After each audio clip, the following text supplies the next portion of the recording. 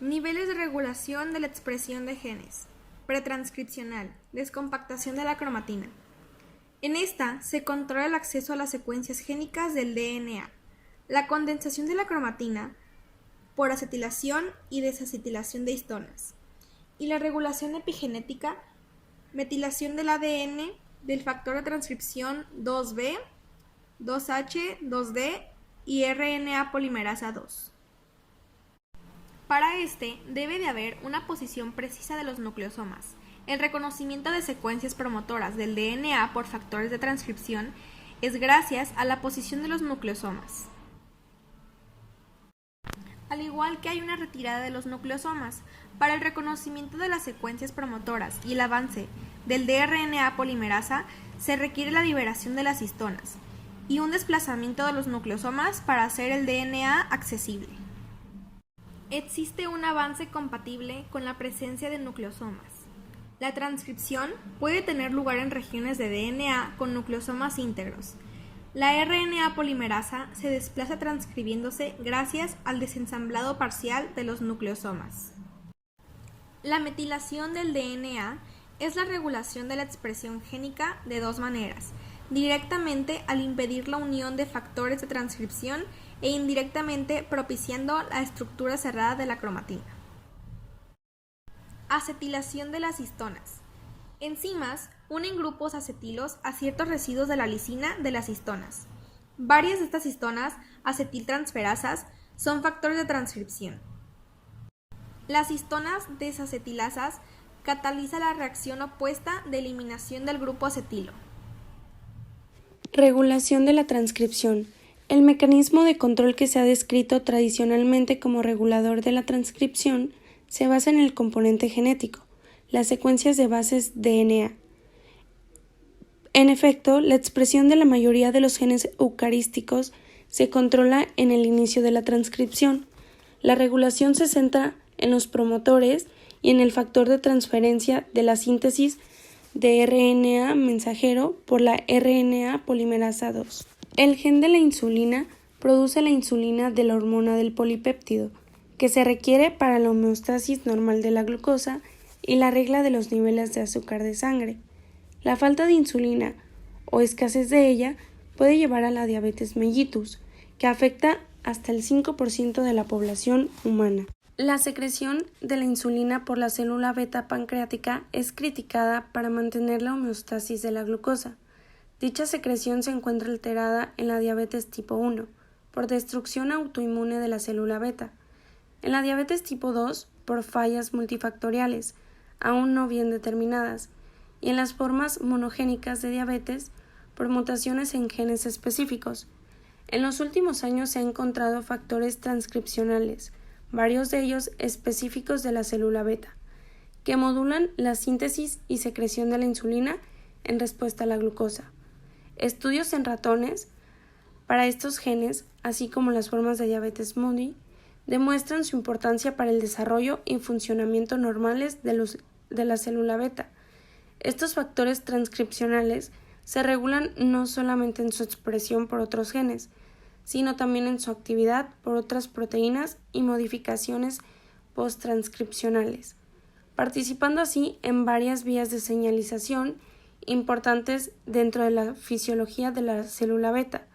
El estudio de estos factores transcripcionales es esencial en la comprensión del funcionamiento normal de la célula beta, conocimiento necesario para el desarrollo de nuevas estrategias para el tratamiento de la diabetes. Regulación tras la transcripción. Incluso después de que un gen sea transcrito, la expresión génica aún puede ser regulada en varias etapas. Algunos transcritos pueden experimentar empalme alternativo y producir diferentes ARN mensajeros y proteínas del mismo transcrito de ARN. Algunos ARN mensajeros son el blanco de microARNs pequeños, ARNs reguladores que pueden causar que un ARN se corte en pedacitos o bloquee la traducción. La actividad de una proteína puede regularse después de la traducción, por ejemplo, mediante la remoción de aminoácidos o la adición de grupos químicos. El empalme alternativo es el proceso de corte y empalme que no es alteratorio. Al contrario, generalmente es controlado por proteínas reguladoras. Las proteínas se unen a sitios específicos en el pre-ARN mensajero y le dicen a los factores de corte y empalme qué exones deben utilizarse. Diferentes tipos de células pueden expresar diferentes proteínas reguladoras, así que se puede usar diferentes combinaciones de exones en cada tipo de célula, lo que conduce a la producción de diferentes proteínas. Ahora, una vez que un ARN mensajero ha salido del núcleo, puede o no ser traducido muchas veces para hacer proteínas. Dos factores decisivos clave de cuánta proteína se hace a partir de un ARN mensajero son su duración, es decir, cuánto tiempo flota en el citosol y qué tan fácilmente la maquinaria de su traducción, como el ribosoma, puede unirse a ella. Esta clase de pequeños ARN reguladores puede controlar la duración y la traducción del ARN mensajero. A continuación veremos un poco más. Un microARN se transcribe inicialmente como una molécula larga de ARN, que forma pares de bases consigo misma y se pliega para hacer una horquilla. La horquilla es cortada por enzimas y se libera un pequeño fragmento de doble cadena de aproximadamente 22 nucleótidos. Una de las cadenas en este fragmento es el microARN maduro, que se une a una proteína específica para hacer un complejo de ARN proteína. Si el microARN y su objetivo se emparejan perfectamente, una enzima en el complejo proteína ARN típicamente cortará el ARN mensajero por la mitad, lo que conducirá a su degradación. Si el microARN y su objetivo tienen alguna incompatibilidad, el complejo proteína ARN puede en cambio unirse al ARN mensajero y evitar su traducción. Las proteínas pueden regularse después de la traducción. También hay mecanismos reguladores que actúan en las proteínas que ya se han hecho. En estos casos, una corrección de proteína, como la eliminación de aminoácidos o la adición de una modificación química, puede conducir a un cambio en su actividad o comportamiento. Estos pasos del procesamiento y modificación pueden ser blancos para la regulación. Por ejemplo, algunas proteínas se deben partir o cortar proteólicamente para activarse. La insulina utilizada para los diabéticos es un gran ejemplo. A otras proteínas se les puede agregar grupos químicos tales como el metilo, fosfato, acetil y ubiquitina. La adición o eliminación de grupos químicos puede regular la actividad de una proteína o el tiempo que una proteína permanece en la célula antes de someterse a reciclaje. E incluso las modificaciones químicas también pueden determinar dónde se localiza una proteína en la célula. Una de las modificaciones post-traducción más comunes es la fosforilación, en la cual se agrega un grupo fosfato a una proteína. El efecto de la fosforilación varía de proteína a proteína. Algunas son activadas por esta, mientras que otras son desactivadas. E incluso otras simplemente cambian su comportamiento, es decir, actúan con un compañero diferente o simplemente se dirigen a una parte distinta de la célula. Las proteínas pueden marcarse para degradación al agregarles un marcador químico llamado ubiquitina. Las proteínas que son marcadas se llevan al proteosoma o centro de reciclaje de la célula y se descomponen hasta sus partes constitutivas. La ubiquitinación es una manera importante de controlar la persistencia de una proteína en la célula.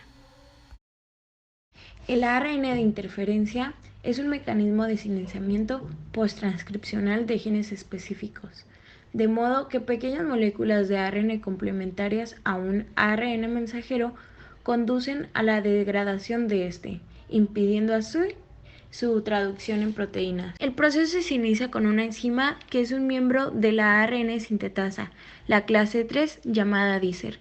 Esta enzima se liga al ARN de complejo silenciador inducido y los escinde del ARN de pequeñas interferencias de entre 22 y 25 nucleótidos.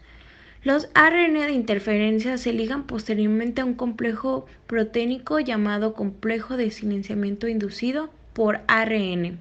El complejo ARN de interferencia y el complejo silenciador inducido, entonces se une al ARN mensajero blanco que posee la misma secuencia como parte del ARN de interferencia y lo degrada. De esta manera, la secuencia del ARN complejo silenciador inducido controla la degradación de un ARN mensajero blanco.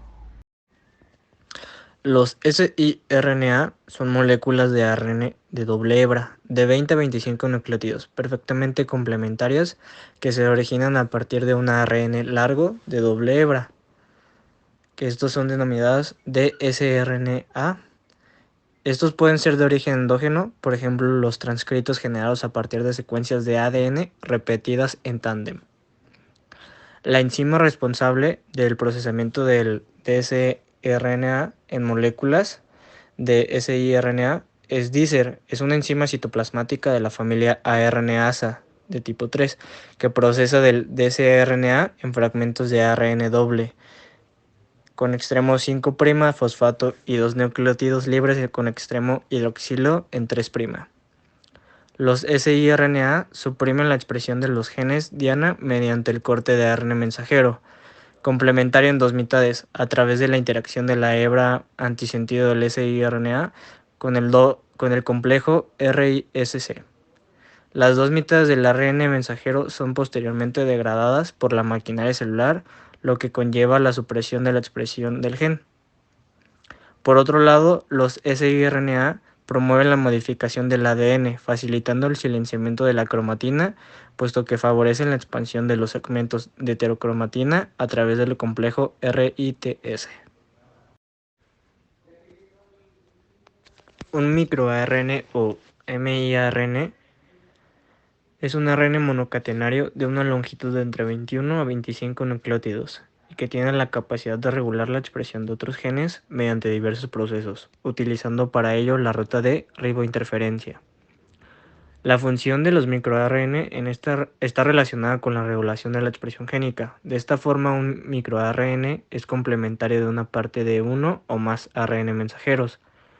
Los microARN de animales suelen mostrar complementariedad imperfecta con la región 3' UTR y generalmente inhiben la traducción del ARN mensajero, mientras que la de las plantas suelen mostrar complementariedad perfecta con regiones codificantes e inducen el corte y la posterior degradación del ARN mensajero Diana, como ocurre con los siRNs en animales.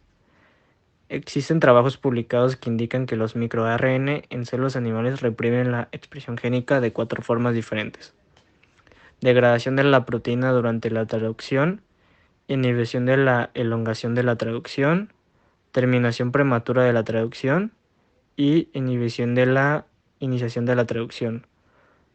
Además, los microARN en animales pueden inducir una degradación significativa de los ARN mensajeros Diana. A pesar del apareamiento imperfecto de ARN mensajero con microARN, sin embargo, el mecanismo de degradación suele ser diferente. Los microARN inducen la degradación de los ARN mensajeros Diana mediante la eliminación de la caperuza en el extremo 5' y de la cola y poliadeninas o polía en el extremo 3'. Finalmente, los miRN podrían también silenciar sus ARN mensajeros Diana secuestrándolos en sitios citoplasmáticos discretos y estos cuerpos de procesamiento de ARN mensajero que carecen de maquinaria de traducción. En invertebrados, las enzimas relacionadas a Dicer humana juegan un papel muy importante en el RNAi, dirigiendo RNA-DC largos a RNA dúplex de aproximadamente 22 pares por base, que contienen una cola cohesiva de 2NT en 3. Esta digestión es subsecuente, donde Dicer se une nuevamente a los extremos del RNA-DC y vuelve a digerir aproximadamente 22 bases, después del extremo hasta que el RNA-DC queda totalmente digerido. Mientras que Dicer digiere el RNA-DC, que tiene extremos romos, el dominio PAS de Dicer se une a los extremos de RNA-DC, que contiene colas cohesivas como los generados por Dicer. Dicer también juega un papel importante en la generación de los miRNA maduros en vertebrados, donde el dominio Pas de Dicer se une a la cola cohesiva presente en la base de la horquilla de la pre-miRNA, y el dominio de la unión del RNA-DC de Dicer se une a la base de la burbuja y define la distancia en la digestión desde la base. El procesamiento por Dicer genera RNA dúplex de aproximadamente 22 pares por base, que contienen 2 colas cohesivas en el extremo 3, lo cual es similar tanto en la estructura como en función de los cRNA dúplex, que son generados por Dicer a partir del RNA-DC, miRNA o cRNA dúplex, intermediario de 22 pares por bases, y posteriormente es liberado por una helicasa. Dependiendo del tipo de proteína AGO reclutadas a RISC, estos complejos pueden ser tentativamente divididos en 2 tipos, que son el RISC digestivo y el RISC no digestivo.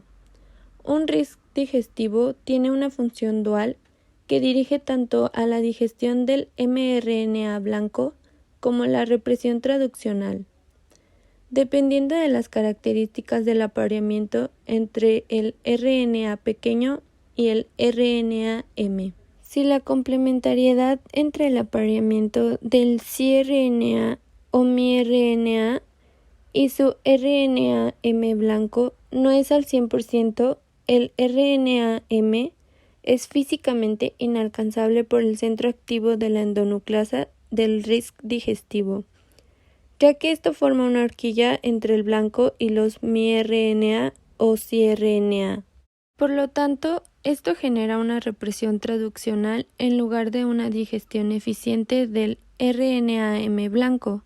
En contraste, los RISC no digestivos no tienen actividad endonucleasa en el dominio PIWI de las proteínas AGO y pueden utilizar el RNA-M blanco solamente para la represión de la traducción. Mecanismos de degradación o inhibición del ARN mensajero. La degradación del ARN mensajero resulta método eficaz para detener la expresión genética. Existen muchas proteínas, ya sean enzimas o factores de regulación, las que se verán implicadas en esta degradación y actuarán ya sea a partir del extremo 3' al 5' de la molécula de ADN o viceversa. La degradación del ARN mensajero mediada por mutaciones terminadoras, que en sus siglas serían NMD, es un mecanismo de control usado por las células para eliminar ARN mensajero aberrantes, los cuales se van a originar por mutaciones en la línea germinal o en muchos desórdenes genéticos. Al igual, pues podrían verse originados por errores durante el proceso de la transcripción. La decisión de degradar o no un ARN mensajero mediante el sistema NMD es tomada por un conjunto de factores proteicos, principalmente por las proteínas UPF1, UPF2 y UPF3. Este proceso se desencadena únicamente cuando UPF1 es fosforilada por una quinasa específica. En mamíferos, la NMD se inicia por el complejo de la unión de exones, los cuales se depositan durante el splicing del pre-ARN mensajero, y normalmente es la unión de los exones será retirada por el ribosoma durante la primera ronda de la traducción del ARN mensajero.